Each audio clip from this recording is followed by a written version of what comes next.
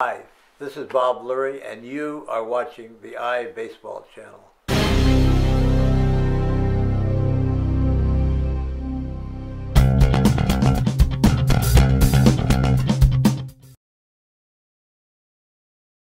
I'm resigning as president. You're going to be president and general manager. And he said, the only thing I'd like you to do, if you're going to sign somebody to a lot of money, please give me a call and tell me before I read about it in the paper. And I promised him I would do that. But Bob was just a great owner, particularly someone who's as headstrong as I am. What? Yes, kind of, well, in a way. Huh. But I wanted the chance to run my, not to have what I called interference from the front office. Too often owners get, because they own a club, they feel all of a sudden they're experts. And they know more than the people who've given their entire life to the game. The baseball people, let's be specific about that, because I'm going to talk about something I'm an else here in a old-fashioned guy. I love the scouts and the trainers and the instructors, and I think that's, you can only build a ball club if you have people like that, the very best people at every level of baseball. You had Bob Kennedy with you? Bob Kennedy, Bob Fontaine, Bob Miller. Bob Miller, advice, he pitched in the big leagues, but his advice on pitching was just absolutely superb. If we were looking at somebody, I'd send Bob out, and I'd get what I considered the best report that I could possibly get.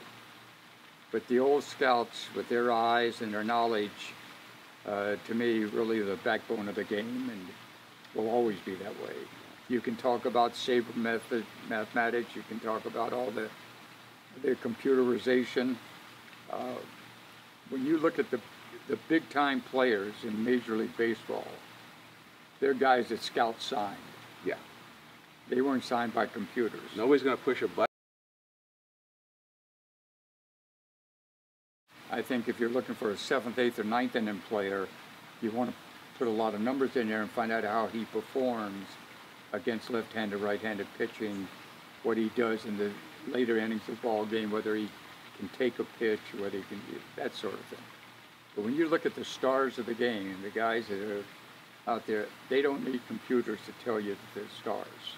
Yeah. You need the eyes of the scouts. Guys, when the scouts go out, they look at more than whether a fella can just run, throw, or hit. They look at, I never forget our signing of Matt Williams. I went up to Reno to watch him play in the doubleheaders last year at college, and in between the games of doubleheader, it was cold. And the players are all talking, and they're all gathered around Matt. I mean, you could just see them all gravitate, because Matt had that presence about him.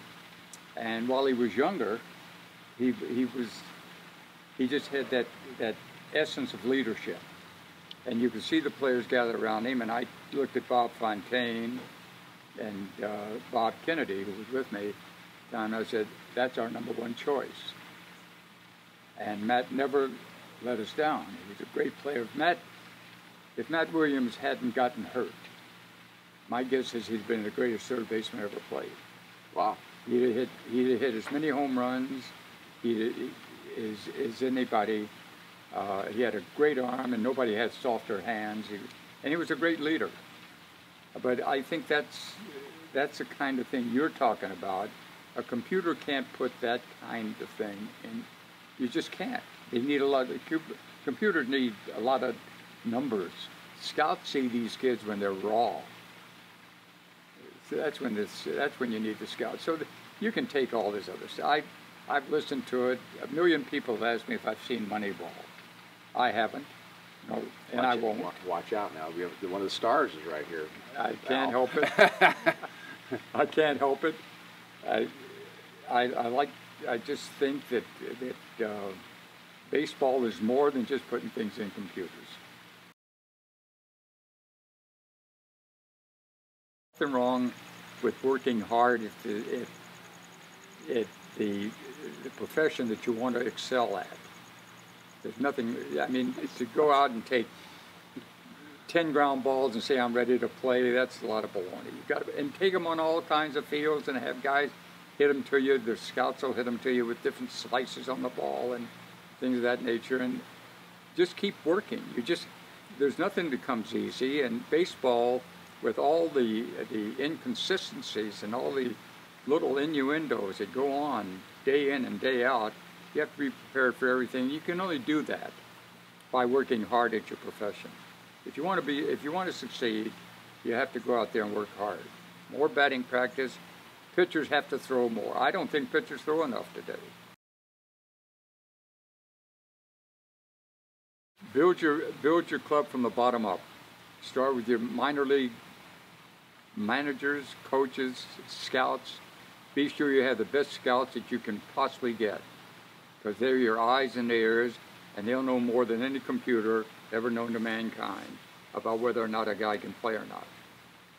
So I would build if I was starting, I'd build from the bottom up, and I'd pay a special attention to my minor league managers, coaches, my instructors, and my scouts. And the rest will take care of itself.